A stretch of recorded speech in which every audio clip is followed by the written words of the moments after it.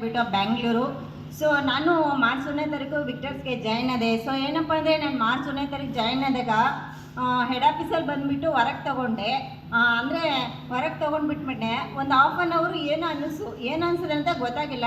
So ಆಮೇಲೆ ನಾನೊಂದು 7 days ಹೊರಗೆ ಯೂಸ್ ಮಾಡಿದೆ. ಹೊರಗೆ ಯೂಸ್ ಮಾಡಿದ ತಕ್ಷಣ ಏನಪ್ಪ ಅಂದರೆ ನಾನು ಡೈಲಿ ಟ್ರಾವೆಲ್ ಮಾಡ್ತಿದ್ದೆ. ನನಗೆ ಹ್ಯುಮಿನಿಟಿ ಪವರ್ ಎಲ್ಲ ಕಡಿಮೆ ಇತ್ತು. ಅಂದರೆ ಈಗ ಆಧಾರ್ ಕಾರ್ಡ್ ಎಲ್ಲ ನಮ್ಮ ಕಡೆ ಕರ್ನಾಟಕದಲ್ಲಿ ಫ್ರೀ ಮಾಡಿದಲ್ವಾ.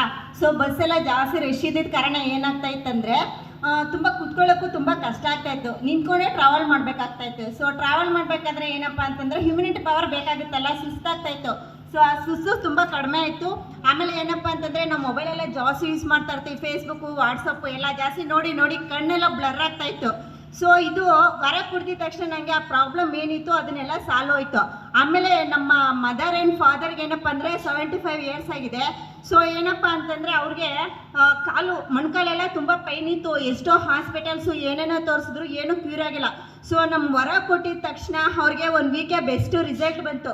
ಆಮೇಲೆ ಏನಪ್ಪ ಅಂದರೆ ನಮ್ಮಮ್ಮ ತಂಗಿ ನಮ್ಮ ಚಿಕ್ಕಮ್ಮಗೆ ಏನಪ್ಪ ಅಂತಂದರೆ ಲಾಸ್ಟ್ ಎಂಡಿಂಗ್ ಸ್ಟೇಜು. ಏನಪ್ಪ ಅಂತಂದರೆ ನೆಂಟರೆಲ್ಲ ಬಂದು ನೋಡ್ಕೊಂಡು ಹೋಗ್ತಾ ಇರ್ತಾರೆ. ಸೊ ನೋಡ್ಕೊಂಡು ಹೋಗ್ಬೇಕಾದ್ರೆ ಲಾಸ್ಟ್ಗೆ ನಾವು ಅಪ್ಪ ಅಮ್ಮ ಎಲ್ಲ ಬಂದು ನೋಡ್ಕೊಂಡು ಹೋದ್ರು.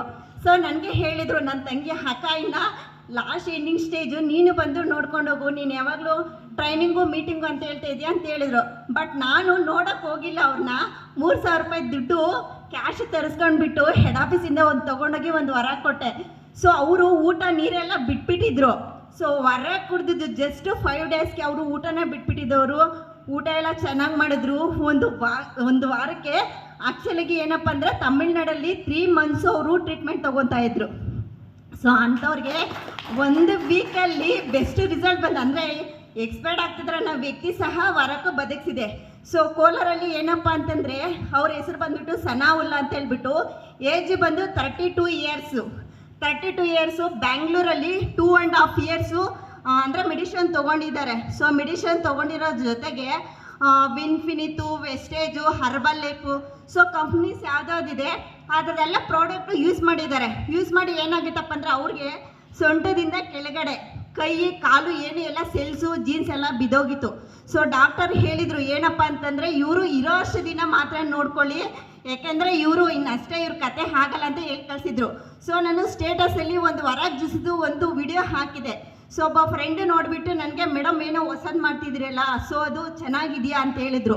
ಓಕೆ ಮೇಡಮ್ ಸೂಪರಾಗಿದೆ ಕೊಡಿ ಅಂತ ಹೇಳಿದೆ. ಅವ್ರು ಹೇಳಿದರು ಸೆಲ್ಸು ಜೀನ್ಸ್ ಎಲ್ಲ ಡ್ಯಾಮೇಜ್ ಆಗಿದೆ, ಡಾಕ್ಟ್ರ್ ಕೈಯೆಲ್ಲ ಆಗಲ್ಲ ಅಂತ ಹೇಳಿದ್ದಾರೆ. ಆಲ್ರೆಡಿ ಬೇರೆ ಕಂಪ್ನಿದೆಲ್ಲ ಯೂಸ್ ಮಾಡಿದ್ದೀವಿ, ಬರುತ್ತಾ ಅಂತ ಹೇಳಿದ್ರು. ಎಸ್ ಮೇಡಮ್ 100% ಬರುತ್ತೆ ಅಂದರೆ ನೀವು ಪೇಷಂಟ್ ನೋಡ್ತಿದ್ದು ಮುಂಚೆ ಹಾಗಂಗೆ ಹೇಳ್ತೀರ ಅಂದರೆ, ಎಸ್ ನನಗೆ ಗೊತ್ತಿದೆ, ಅದ್ರ ಪವರ್ ಏನಂತ ನನಗೆ ಗೊತ್ತಿದೆ, ಕೊಡಿ ಅಂತ ಹೇಳಿದೆ. ಅವ್ರಿಗೆ ಒಂದು ಚಾಲೆಂಜ್ ಮಾಡಿದ್ರು, ಮೇಡಮ್ ನಮ್ಮ ಅಣ್ಣಂಗೆ ಏನಾದರೂ ವಾಸಿ ಆದರೆ ನಾನು ನಿನ್ನ ಬಿಸ್ನೆಸ್ಗೆ ಬಂದು, ನನ್ನ ಬಿಸ್ನೆಸ್ ಬಂದು ನಿನ್ನ ಬಿಸ್ನೆಸ್ಗೆ ಬಂದು ಜಾಯಿನ್ ಆಗ್ತೀವಿ ಅಂತ ಹೇಳಿದರು.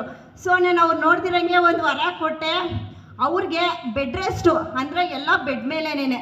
ಸೊ ನೀರು ಅವ್ರಿಗೆ ಸ್ಪೂನಲ್ಲಿ ಕುಡಿಸೋ ಅಂಥ ಸಿಚುವೇಶನ್ನು.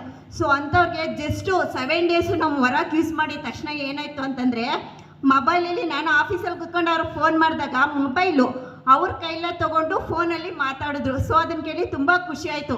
ಅಂದರೆ ಒಬ್ಬ ಡಾಕ್ಟ್ರ್ ಕೈಲೂ ಆಗೋಕ್ಕಾಗಿಲ್ಲ, ಕೈ ಬಿದ್ದೋಗಿದ್ರೆ ಅಂಥದ್ದು ಹೊರಕ್ಕೂ ರೆಡಿ ಮಾಡಿ. ಇನ್ನೊಂದು ಏನಪ್ಪ ಅಂದರೆ 15 ಡೇಸು ಒಂದು ಹೊರಕ್ಕೂ 15 ಡೇಸ್ ಯೂಸ್ ಮಾಡಿದ ತಕ್ಷಣ ಗೋಡೆ ಇಟ್ಕೊಂಡು ಬಾತ್ರೂಮ್ ಸ್ಟೇಜ್ಗೆ ಹೋಗೋ ರೆಡಿ ಮಾಡಿದ್ವಿ. ಒಂದು ಬಾಟಲ್ ಹೊರಕ್ಕೆ ಫುಲ್ಲು ಕುಡ್ದಿದ ತಕ್ಷಣ ಅವರು ಎದ್ದು ನಿಂತ್ಕೊಳ್ಳೋ ಸ್ಟೇಜ್ಗೆ ರೆಡಿ ಮಾಡಿ 2 ಬಾಟ್ಲು ಕುಡ್ದಿದ್ದಾರೆ, ಮಾಮೂಲಿ ಮನುಷ್ಯನ ಥರ ಆಗಿದ್ದಾರೆ. ಮತ್ತು ಇನ್ನೊಂದೇನಪ್ಪ ಅಂದರೆ ಬಸ್ಸು